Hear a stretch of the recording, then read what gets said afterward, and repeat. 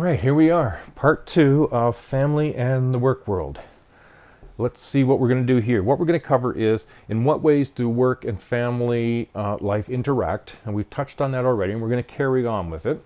And what kinds of care are available to family members? So when we have dependent family members, what kind of care is there involved? And what are some of the effects of unemployment on family? We can't always predict when we will be unemployed, and sometimes we can. Excuse me.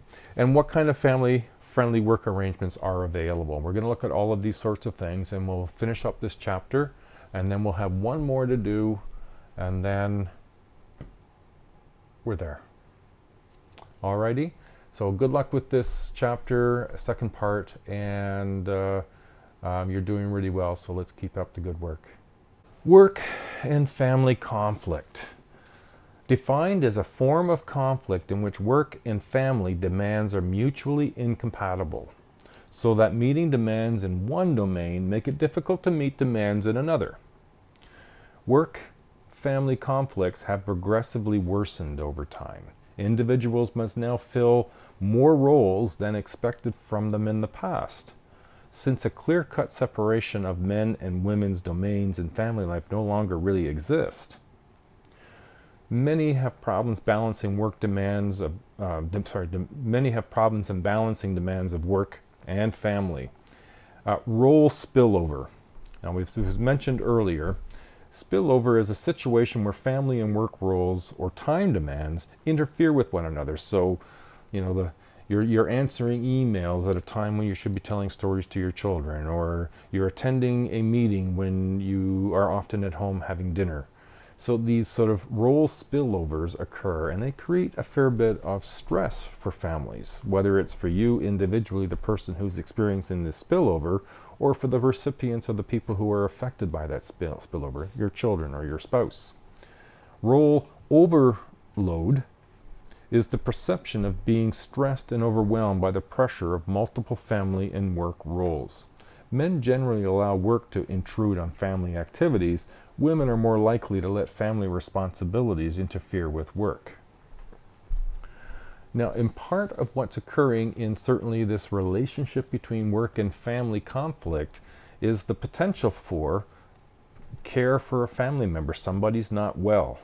So caregiver strain is a term used to describe the burden in caregivers' day-to-day lives that can be attributed to the need to provide care or assistance to someone else.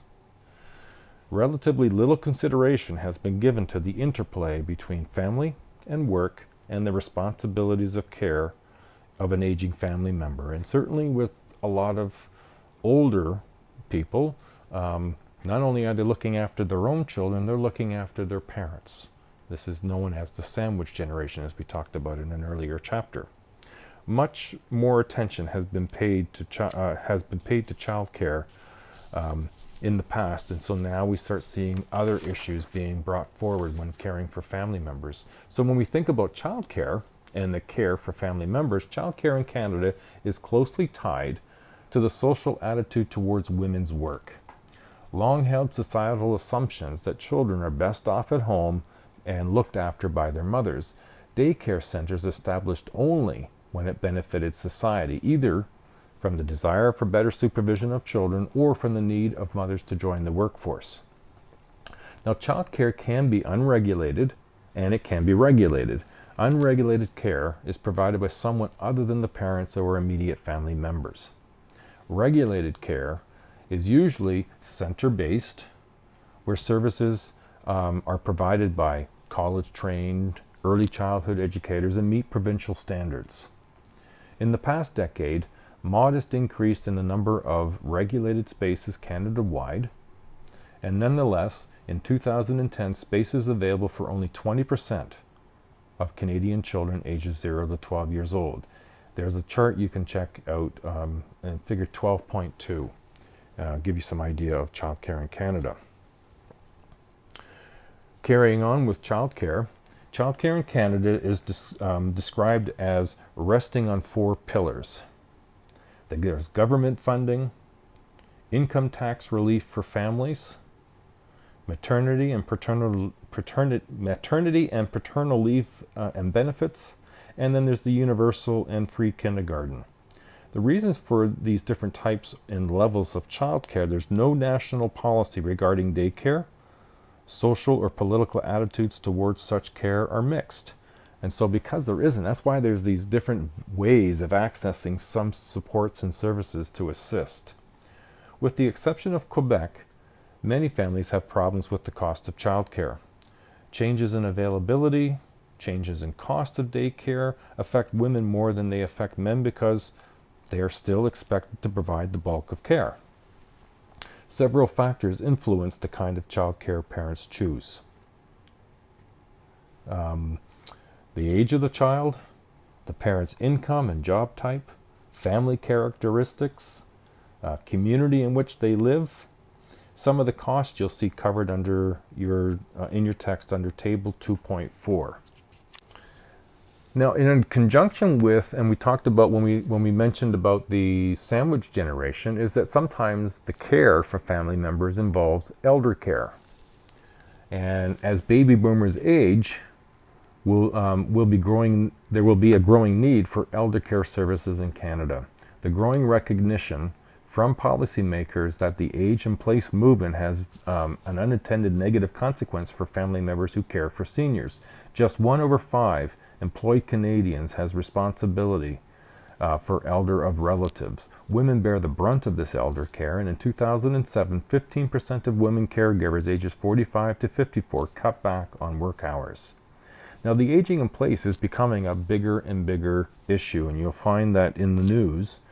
Quebec is already in the process of ironing out how they will do an age in place. The rest of Canada is a little less certain whether they will, let alone how they will. Unemployment, losing a job and the effects of unemployment. Well, the unemployment has a financial impact on the family, of course. Family well-being depends on the way family members think about unemployment and their strategies for dealing with both the practical and the emotional needs. A series of reactions to job loss could include, well, first, usually a shock and denial, especially if it's a layoff is unexpected. Next, you'll often experience anger, then maybe worried and anxiety, and then to sense of anticipation when they start a new job search. And so in a sense, what you're seeing here is, again, I mentioned it earlier with the road to divorce, where with the emotional crisis, there here as well seems to be almost a grieving process. And you can't just sort of jump from loss of a job right into happy search for a new job. There is often, and particularly if a lot of your identity has been connected to your job. Unemployment often undermines the individual's sense of self-esteem. If a man or his family holds a traditional value that the man provides financially for the family, then losing the job means he has failed as a person. Now, losing a job, continued. Family and work balance, a self-defined state of well-being that recognizes the interrelatedness of work and life apart from work. Work life and life apart from work. It consists of 3 components. There's a time balance. This is where equal time is given to work and family roles. The involvement balance, where we're looking at the equal levels of psychological involvement in work and family roles, and then the satisfaction balance, the equal levels of satisfaction in work and family roles. And this is really important when balancing, looking at this balance we look for in family life, the need to be aware of the direct and indirect effects, and we can introduce burnout to this. A state that occurs when a person experiences prolonged stress without learning how to cope with it. It's often an emotional, physical, and psychological exhaustion that go hand in hand as a result of burnout. Reduced sense of accomplishment and self-esteem and the loss of one's zest for life are the main characteristics of depression. An overstressed individual may be irritated with and angry at family members. Burnout may reduce individuals' ability to cope with stress and to use proven methods of stress reduction. And so what do we do? How do we compensate? Now, one of the directions that many organizations and companies are moving towards are more flexible work arrangements.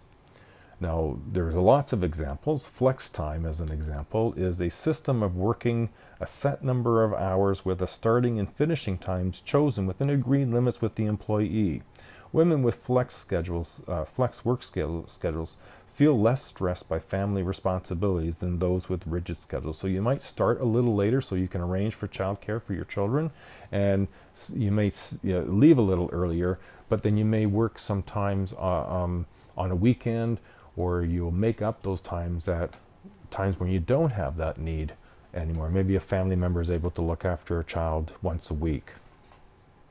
There's also what's called a compressed work week. And this is where a work schedule is based on the working longer shifts over fewer days. So instead of working 9 to 5, you might work 8 to 6. And you may do that over 4 days rather than over 5. Long hours can, however, contribute to exhaustion and burnout. The hours make it difficult to look after family needs on working days, but it may work for some people or some families. Then, of course, there's telecommuting, a work arrangement where employees work outside the office, often from home. It appeals to people who commute long distances every day or do not want children to spend 10 hours or more a day in childcare, who want the flexibility to schedule daily work and need to be constantly connected. Means that they are really never off the job. They're linked to lower family satisfaction typically. And then, of course, there's part-time work allows for individuals to fulfill care responsibilities for children and older relatives. Women more than men choose to work fewer hours. There's job sharing, where work arrangements in which 2 employees share one full-time job with prorated salaries and benefits. Now, there are many other options being explored. Certainly, we'll find out in the next few years what degree of flexibility there will in fact be. We find all sorts of examples where workplaces become altered to adapt to some of these issues, providing childcare on site. So we'll see where this ends up moving in the future. I hope that you have found this useful and beneficial, and I will post the next and last videos for next week in week 13, and then we have a test. Good luck, everybody. You've been doing well, and keep up the good work. Bye now.